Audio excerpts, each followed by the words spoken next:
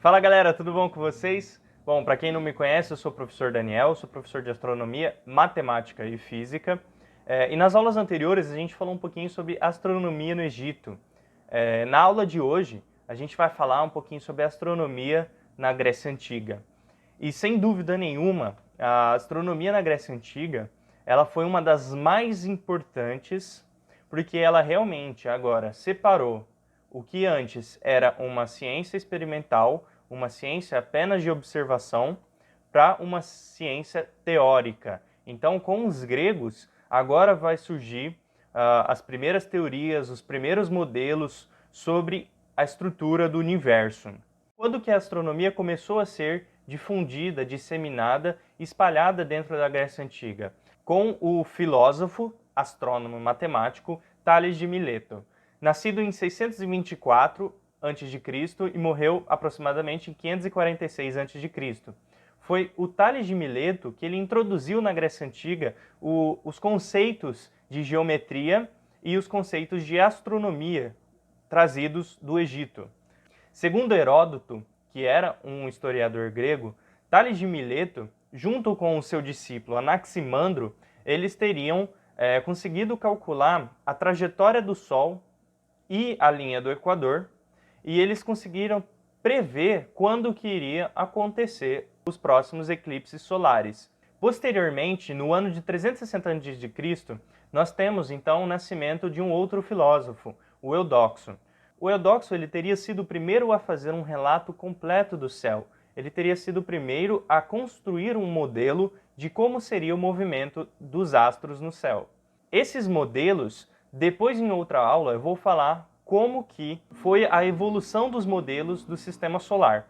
Mas para essa aula, nós vamos falar sobre os três principais filósofos gregos que tiveram grandes contribuições dentro da astronomia. Na imagem à tela, nós temos a pintura do grande renascentista Rafael, que é a pintura da Escola de Atena. É um quadro que representa todos os grandes filósofos gregos, e neles está contido esses três grandes filósofos que nós vamos falar.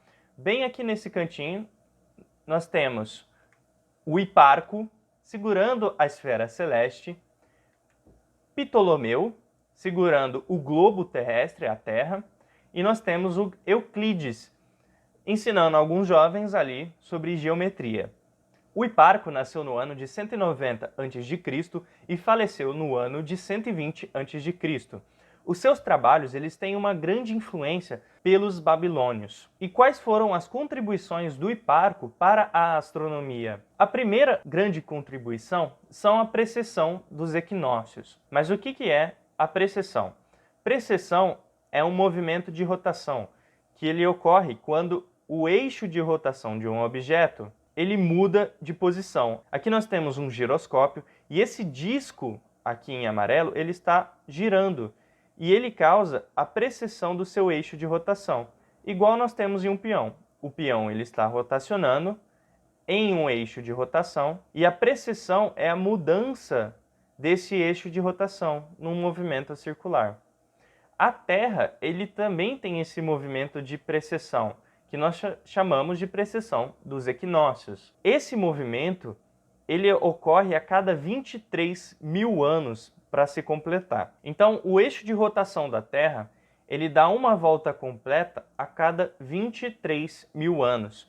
E Hiparco ele foi o primeiro a calcular esse movimento da Terra. Como que ele fez isso? Ele pegou relatos da posição de estrelas e ele comparou com as posições atualmente das estrelas. E ele notou que havia uma diferença. Outras grandes contribuições do Hiparco para a astronomia foi ele ter conseguido notar irregularidades no movimento da Lua, e ele conseguiu calcular tudo isso. Outras grandes contribuições são os seus catálogos de estrelas. É muito importante para a astronomia que nós temos esses catálogos, dizendo qual é a estrela, o nome da estrela. Por isso que muitas estrelas têm nomes árabes ou gregos ou em latim. Ele usou também um conceito da geometria chamado paralaxe, para medir a distância entre o Sol e a Lua. Posteriormente, em outra aula, eu vou explicar certinho como funciona o efeito paralaxe. Inclusive, nós, seres humanos, Também calculamos inconscientemente, através desse conceito, dessa geometria, para calcular profundidade ou distância entre a gente. Como é que o nosso cérebro sabe qual é a distância que está um veículo, ou que está uma árvore, ou uma pessoa? Então é exatamente esse efeito da natureza, chamado de paralaxe, que nós, seres humanos, fazemos para medir distâncias. Isso o nosso cérebro faz inconscientemente. Agora, a principal contribuição de Hiparco para a astronomia foi que ele criou uma forma de medir o brilho das estrelas, que nós chamamos de magnitude visual. O próximo filósofo grego que nós vamos falar é sobre o Ptolomeu. A grande contribuição dele para a astronomia foi que ele compilou toda a astronomia, todo o conhecimento antigo dos babilônios e dos egípcios em 13 volumes de livros, que é conhecido como Almagesto, que em árabe significa o grande livro. Ele também fez muitos catálogos de estrelas e ele conseguiu tabelar o movimento das órbitas dos planetas. A importância de Ptolomeu para a astronomia foi que o seu livro ele se tornou a principal referência do conhecimento da astronomia. Então, futuros astrônomos, na época que Ptolomeu escreveu o livro, iriam utilizar o seu livro como uma referência acadêmica para se estudar astronomia. E o próximo grande filósofo grego que nós vamos falar é sobre o Euclides. O Euclides, ele não era um astrônomo.